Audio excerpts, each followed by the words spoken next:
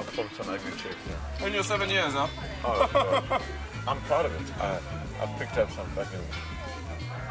I've always been a man that favours the voluptuous, always. I love big breasts.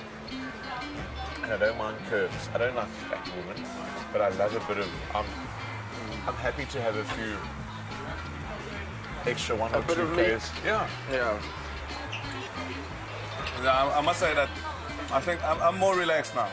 Before I used to go for the model looking, what is the hottest girl, you know? How's your food? But like we said, you know, some of these girls, man, hot looking, they're boring. Most of the time they're boring.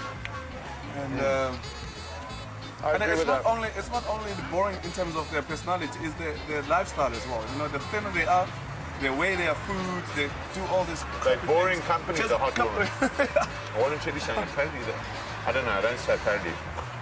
Hot chicks are seldom good fats. Because they're so body conscious. I've heard that. And you know what? The same with guys. I have to. Same with guys. Yeah.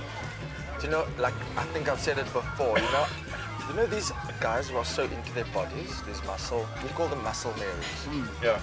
Get them in bed, they are very Muscle boring. Marys. Yeah, we call them muscle Marys. They're more in love with themselves. It's like, but they are boring. It's like fucking a robot. Putting it mildly.